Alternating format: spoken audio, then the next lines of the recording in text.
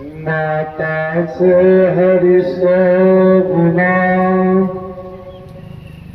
जिनसे सो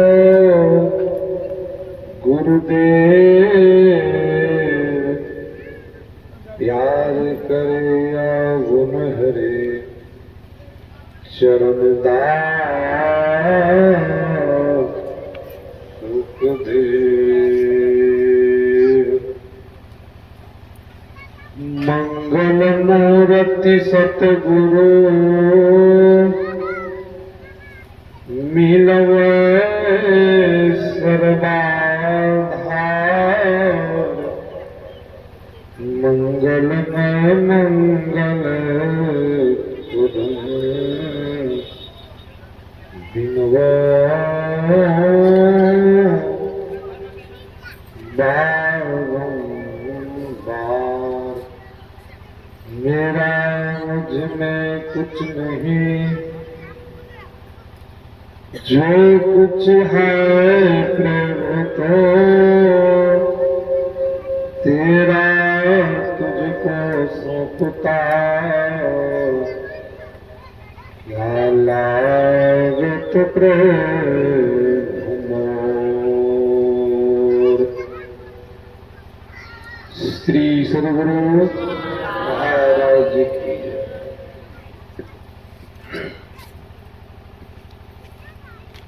परमाराध्य सद्गुरु महाराज जी की श्री जुगल चरण में कोटि सह नमन। मंच पर मंचासन पूज्यपादाचार्य स्वामी श्री पूर्ण चेतन जी महाराज के श्री जुगल चरणों में कोटि सह नमन। मंच पर मंचासन स्वामी विनय सागर जी महाराज, मंच पर मंचासन पूज्य गुरुजन, साधु समाज, विद्वतजन, हमारे संचालक महत्व, सत्संग में उपस्थित धर्म प्रेमी माताओं, भक्तिमती बहनों, सबों को मेरा नमन है। अभी हम आप श्री रामचरितमानस से पाठ सुन रहे थे। पाठ में हम आप सुन रहे थे भगवान शिव और माता पार्वती के संवाद को सुन रहे थे। हम आप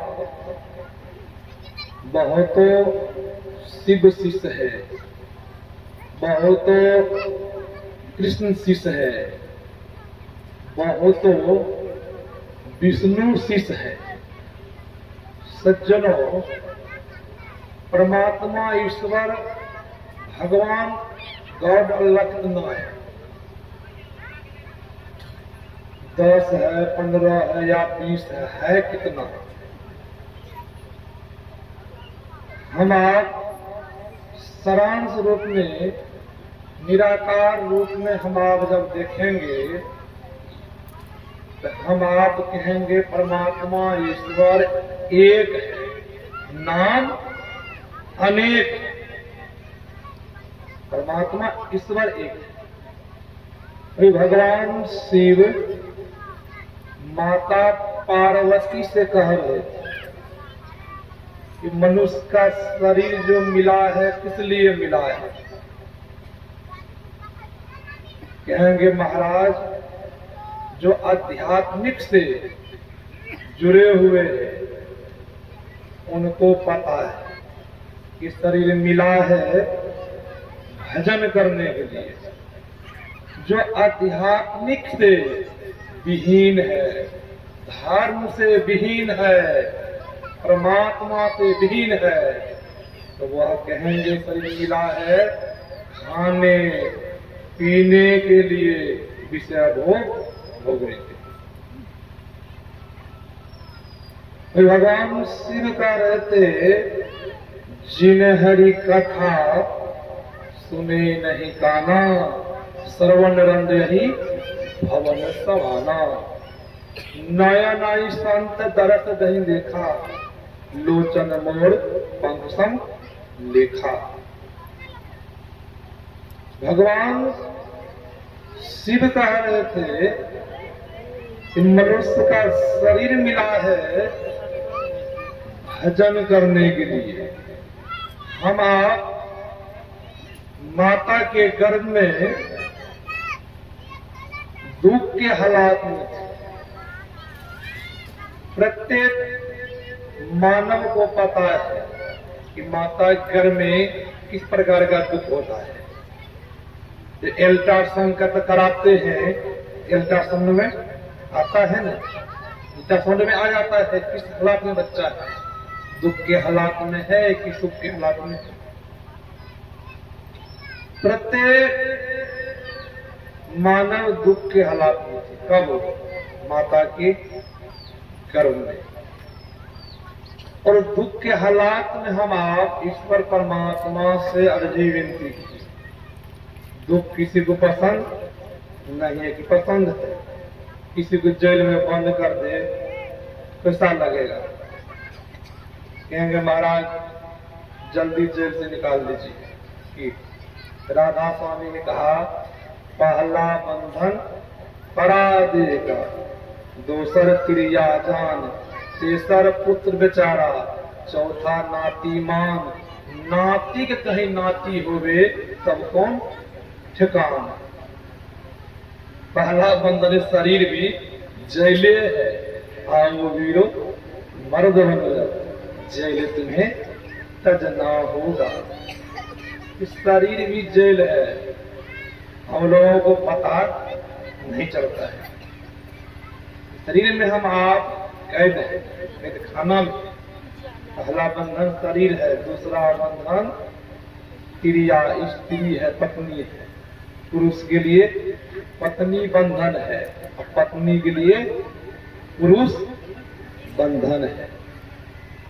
फिर तीसरा बंधन है पुत्र बेचारा, पुत्र भी बंधन है। फिर चौथा है कहीं पुत्र को पुत्र हो जाए वो भी बंधन है। पांचवा बंधन नाती, कहीं नाती हो जाए तो आपका कौन ठिकान? आपको कौन पूछने वाला है? पूछने वाला है तो आपको कोई पूछने वाला नहीं है। और संत महापुरुष कह रहे कि शरीर मिला है भजन करने के लिए। भजन नहीं करेंगे, इस शरीर से सत्संग में नहीं जाएंगे, कथा को नहीं सुनेंगे। ये ज्ञान किस लिए मिला है? कथा सुनने के लिए नहीं, सत्संग सुनने के लिए नहीं, कि संसार के विषय भोग बातचीत सुनने के लिए कान मिला है नहीं। महात्मा गांधी जी बापू जी 3 बंदर रखते थे। अब बंदर का संकेत क्या संकेत था? बुरा देखो आंख बंद कर लो, बुरा सुनो कान को बंद कर लो, कोई बुरा बोल रहे हैं वहां मुख को बंद कर लो। कोई आदमी बुरा बोल रहे हैं उनका जवाब आप नहीं देंगे तो लड़ाई हो जाएगी ना, झगड़ा हो जाएगा ना। झगड़ा नहीं होगा तो आप जवाब ही नहीं दे रहे। कोई संत महापुरुष कहा ये शरीर मिला है भजन करने के लिए। नया नए संत दरस नहीं देखा, लोचन मोर पंख सम लेखा। मयूर की पंख में आंख होती है, आंख कोई काम की नहीं होती, उस आंख में रोशनी नहीं होती। आप लोगों को आंख है, आंख में रोशनी नहीं हो, आंख किस काम की? कोई काम की है? किसी को मोतियाबिंद हो जाए कोई काम की आंख है, आंख रहते हुए नेत्रहीन है न, नेत्र है नेत्रहीन है। क्यों नेत्रहीन है? आंख में रोशनी नहीं है। वही संत महापुरुष का रहे, ये आंख जो मिली है आंखें, इसलिए संत महापुरुष का दर्शन करने के लिए। जो कोई दर्शन नहीं करते हैं उनके आंख जो है मयूर के पंख के समान आंखें। अब देख लीजिए, आंख रहते हुए नेत्रहीन है। कोई ऐसा चाहेंगे कि आंख रहते हुए हम अंधा बन जाए? नहीं चाहेंगे। ऐसा संत महापुरुष भगवान शिव कहते हैं। जो मनुष्य संत महापुरुष के साधु समाज में नहीं जाते हैं, दर्शन नहीं करते हैं, साधु महात्मा चरण में नहीं झुकते हैं, वह नेत्रहीन है। नेत्र रहते हुए जिस प्रकार मयूर के पंख में आंख होती है, वह आंख कोई काम के नहीं। ठीक उसी प्रकार हम लोगों के आंख है, आंख रहते हुए हम आप अंधे। ये शरीर मिला है जिनका हृदय, जिनकी जिभिया विस्मृत है, जिनकी जिभिया राम नाम नहीं जपती है, गुणगान नहीं करती है, वह जिभिया व्यंग के जिभिया के समान। किसी को व्यंग के जिभिया बनना पसंद है? नहीं पसंद है। तो सज्जनों, हम लोगों को मनुष्य का शरीर मिला है, इसी शरीर से भजन हो सकता है। 4 काम मनुष्य भी करते हैं, 4 काम पशु भी करते हैं। भगवान श्री कृष्ण गीता में कहा, आहार निंद्रा भय मैथुनं च समानमय तत्पशुभे नराणाम् ज्ञानम नराणामधिकम् विशेषो ज्ञानहीना पशुभि समानः। भगवान श्री कृष्ण ने कहा, 4 काम मनुष्य भी करते हैं, 4 काम पशु भी करते। कहेंगे महाराज, ये 4 काम क्या मनुष्य क्या पशु करते हैं? आहार मनुष्य भी लेते हैं, भोजन लेते हैं, बिना भोजन का शरीर जीवित रहेगा? सदगुरु महाराज जी अपने जमीन में मिट्टी के कुआं बनाए थे। उस कुआं में सदगुरु महाराज जी सुबह प्रवेश करते थे, शाम में निकलते थे। बहुत दिन तक सदगुरु महाराज उस कुआं में ध्यान की। होता क्या है, उस मिट्टी के कुआं में जो सदगुरु महाराज जी रहते थे, उस मिट्टी को हवा नहीं जाती थी। सदगुरु महाराज जी का शरीर पीला हो गया। सिकलीगढ़ धरहरा का कुछ सत्संगियों ने देखा, सदगुरु महाराज जी का शरीर पीला हो गया है।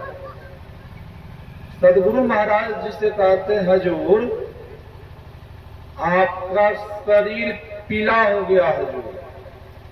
हजूर शरीर रहेगा तब न भजन होगा, शरीर नहीं रहेगा हजूर तो भजन कहाँ होगा? भोजन करेंगे तो शरीर जीवित रहेगा, शरीर जीवित रहेगा तब न भजन होगा। सदगुरु महाराज जी को बड़ा अच्छा लगा। सत्संगियों ने कहा, हजूर शरीर रहेगा तो भजन होगा, शरीर नहीं रहेगा तो भजन कहाँ से होगा? ईश्वर की प्राप्ति कहाँ से होगी? सदगुरु महाराज जी नियमावली बनाए। ध्यान के समय ध्यान करते थे और सत्संग के समय सत्संग करते थे। स्वाध्याय के समय, स्वाध्याय समझ रहे हैं ना, पढ़ाई अध्यात्म ग्रंथ, स्वाध्याय के समय स्वाध्याय करते थे, पढ़ाई करते समय पान करते। तो मैं कह रहा था, आहार मनुष्य भी लेते हैं, आहार पशु भी।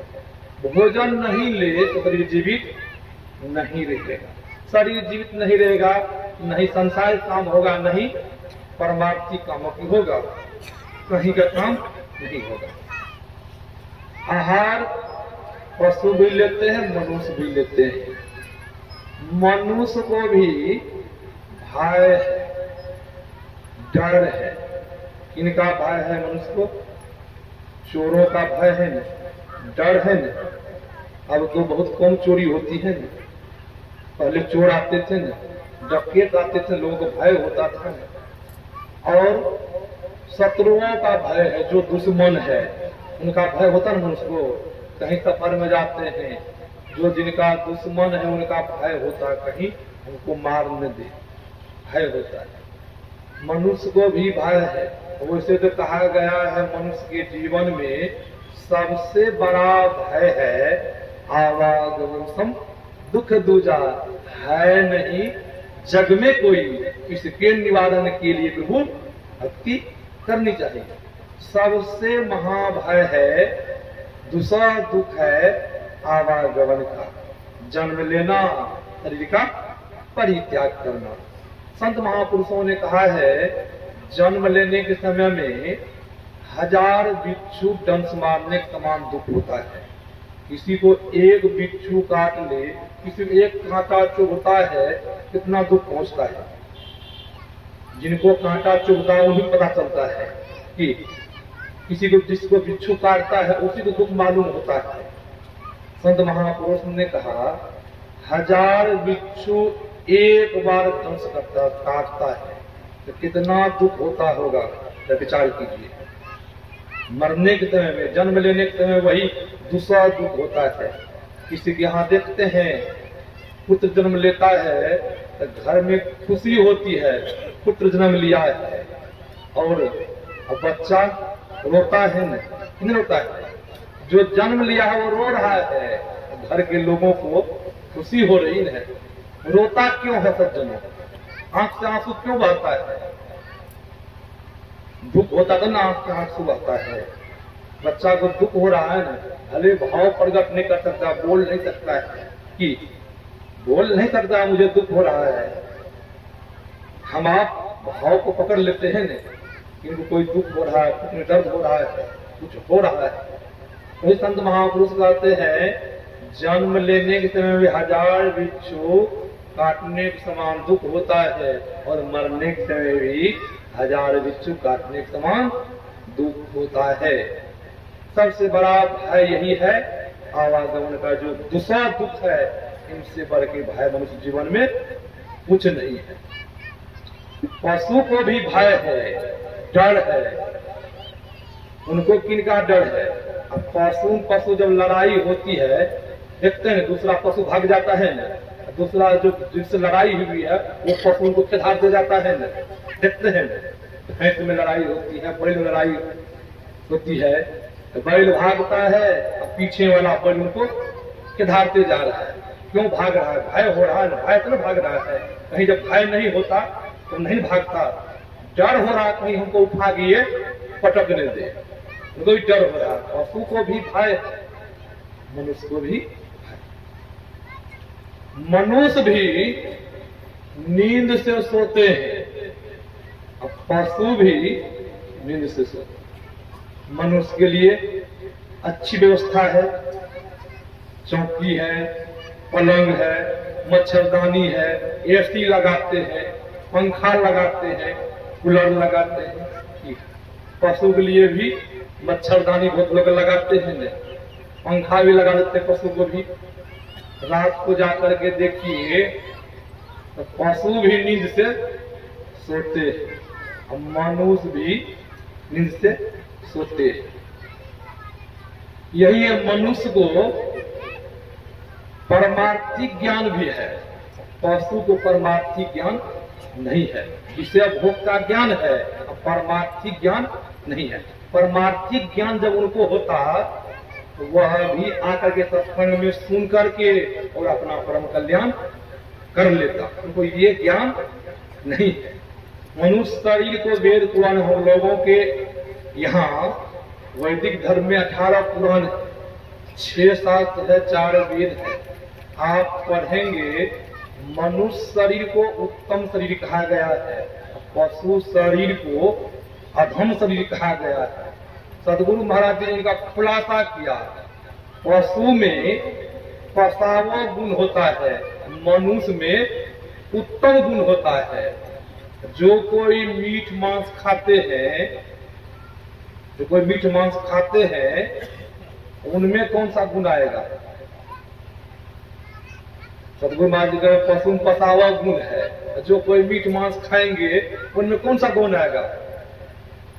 तो बोले पशु गुण आएगा। जब पशु का गुण इसमें आएगा, पशु की बुद्धि आएगी, तो घर में लड़ाई होगी, सुख शांति आएगी कभी? जब सुख शांति जीवन में नहीं आएगी, क्या लक्ष्मी आएगी? जहां झगड़ा होता है, लड़ाई होती है, उस घर में लक्ष्मी नहीं आती। जब घर में लक्ष्मी नहीं आएगी तो सज्जनों क्या हालात होगी? जरा विचार कीजिए, हालात क्या होगी, कहां पहुंच जाएंगे हम? इसीलिए संत महापुरुष ने कहा, जहां सुमति तहां संपत्ति नाना, जहां कुमति तहां विपत्ति निदाना। संत महापुरुष ने कहा, कदाचि मांस भक्षण नहीं करना चाहिए, मीट मांस नहीं खाना चाहिए। मीट मांस खाने से घर में सुख शांति नहीं आ सकती है। महर्षि मनु ने कहा, जो मीट मांस खाते हैं वह मनुष्य स्वर्ग के अधिकारी नहीं है, वह मनुष्य स्वर्ग नहीं जा सकते, ऐसा कहा है। फिर भी हम आप अज्ञानता के दशा में जिभ्या स्वाद के लिए जो नहीं खाने का वो अभी खाते नहीं है। तो मैं कह रहा था, मनुष्य भी नींद से सोते हैं, पशु भी नींद से सोते हैं। मनुष्य भी संतान उत्पन्न करते हैं, पशु भी संतान उत्पन्न करते हैं। इनसे आगे के काम नहीं करें। हम लोगों को संसार में किस लिए परमात्मा भेजा है, हम लोगों को क्या कर्तव्य है, इनसे आगे के लिए भगवान श्री कृष्ण कह रहे, इनसे आगे के लिए काम नहीं करे। तो मनुष्य और पशु में क्या अंतर रहा अंतर? मनुष्य पशु में कोई अंतर नहीं रहा। जो संत महापुरुष ने कहा, मनुष्य का शरीर मिला है, इसी शरीर से भजन हो सकता है। भजन करने के लिए, सुमरन करने के लिए हमारे सदगुरु महाराज जी ने कहा, पंच पाप जो है इनका परित्याग करना होगा। जब तक पंच पाप का परित्याग नहीं करेंगे, तब तक आपसे भजन होने वाला नहीं है। पंच पाप क्या? झूठ, चोरी, नशा, हिंसा, बेविचार। कहेंगे महाराज आपने कहा मांस में तो पसावा गुण होता है, नशा में कौन सा गुण होता है? तो सदगुरु महाराज जी ने कहा, नशा लेने से मन चंचल होता है। जब मन चंचल होगा तो भजन होगा। रोड पर देखते हैं न, लोगों की पिटाई हो जाती है, क्या कहते? महाराज इनका मन ही चंचल हो गया था, इसीलिए पिटाई हो गई, कि अपना बस में नहीं था। सज्जनों, नशा लेने वाले से भजन होने वाला नहीं है। जिनका मन चंचल हो गया, नहीं तो कहेंगे संसार काम तो होगा, उनसे संसार का भी काम नहीं होगा। एक बात ऐसा क्यों कहते हैं?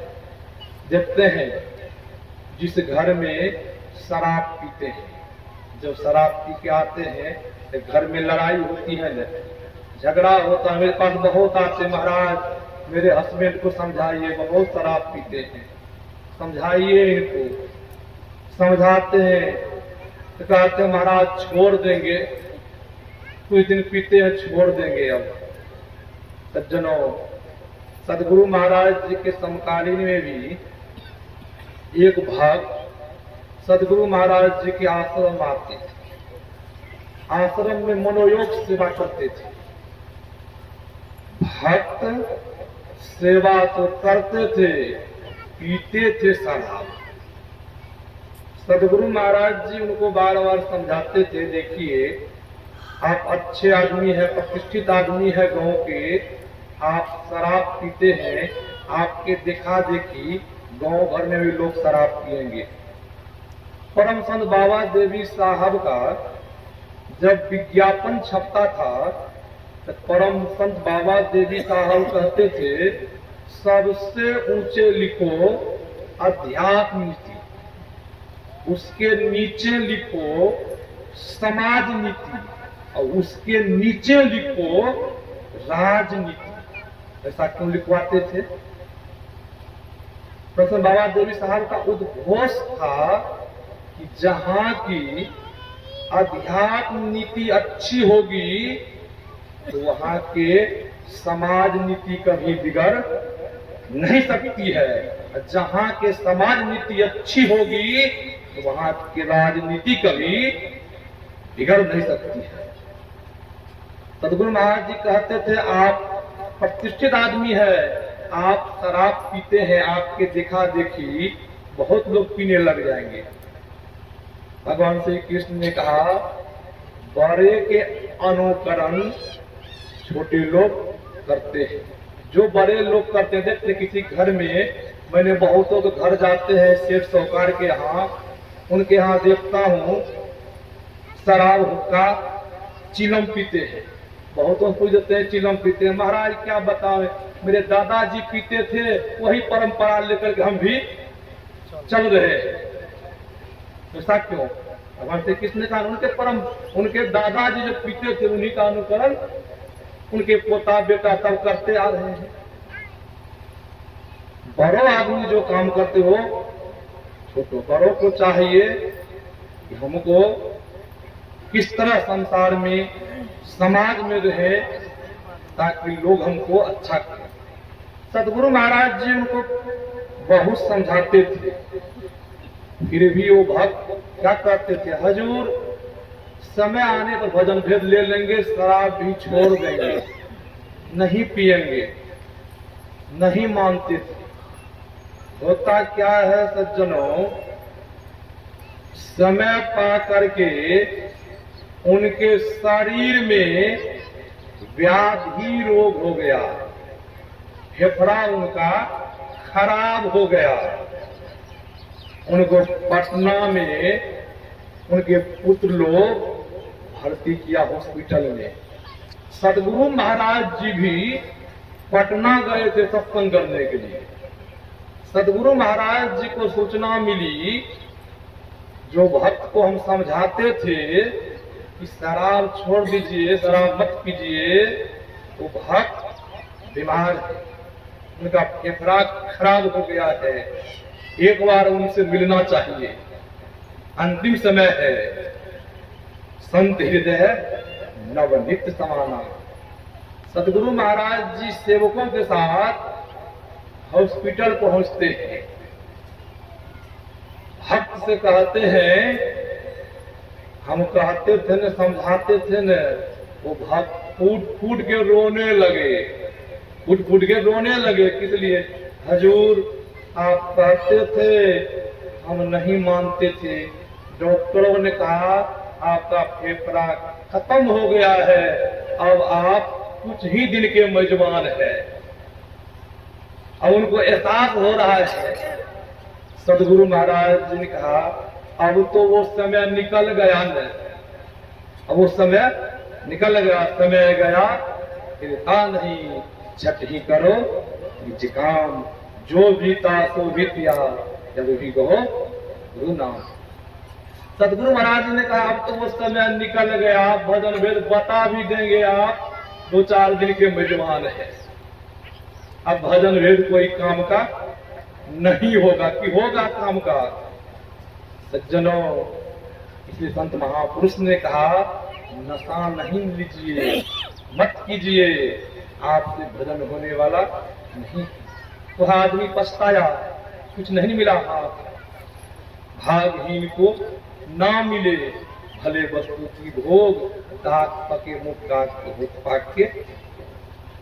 हम लोग क्या कहेगा, भागे ही नहीं कहेगा। सतगुरु महाराज जी समझा रहे थे, पीढ़ी भजन वेद नहीं लेते थे, किनके कारण? इंद्रियों के वश में, जिह्वाओं के वश में, कि इसी के वश में नहीं भजन भेद ले रहे थे। कहीं जब भजन भेद ले लेते जीवन सार्थक हो जाता न। कहेंगे नशा क्यों नहीं लेना चाहिए? हम लोगों के यहाँ देख के ग्रस्त है हम लोगों के यहाँ गाय बंधी हुई है, भैंस बंधी हुई है, बैल बंधा हुआ है दरवाजा पर। गाय के लाद में खैनी के पत्ता दे दीजिए, कुटकी काट करके, गाय खा लेगी न, भैंस खा लेगी न, बैल खा लेगा न। कहेंगे महाराज बैल नहीं खाएगा। मछली के पानी को धो करके, मछली धो करके गाय को दे दीजिए, दरवाजा पर है, गाय पी लेगी न पानी, बैल पी लेगा न, भैंस पी लेगी न पानी। हम मनुष्य होकर के क्यों मछली खाते हैं, नशा लेते हैं?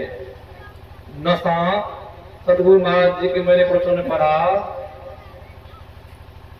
खैनी लटा करके सर्प को खिला दीजिए तो सर्प मर जाएगा। हम आप मनुष्य होकर के खैनी खाते। खैनी जानलेवा है, खैनी खाने से कैंसर की बीमारी होती है, फिर भी हम आप खैनी खाते ही नहीं। बहुत तो लोग देखते हैं आजकल नवयुवकों सब सुलेसन पीते हैं, कि सुलेसन पीते हैं, ऐसा ऐसा निशा करते, अपना काबू में नहीं आता है। सो परस दुख पावहि श्री धुनी धुनी पछताए, काल है कर्म ईश्वर ही मितिया दोष लगाए। जब वह नशा उतारता है न, तब उनको एहसास होता है अभी तो जवानी है। जो नहीं खाने का, नहीं पीने का पी रहा है। सज्जनों, इस शरीर बड़ा मूल्यवान शरीर है। हिंदुनाथ महालिंगम शिव शक्ति निकेतनम देहं शिवालम प्रोक्तम सिद्धिदम सर्वदेही नाम। हिंदुनाथ महालिंगम विष्णु लक्ष्मी निकेतनम देहं विष्णुवाल्य प्रोक्तम सिद्धिदम सर्वदेही नाम। इस शरीर शिवालय मंदिर है, हम आप नहीं समझते हैं, विश्वास नहीं हो रहा है।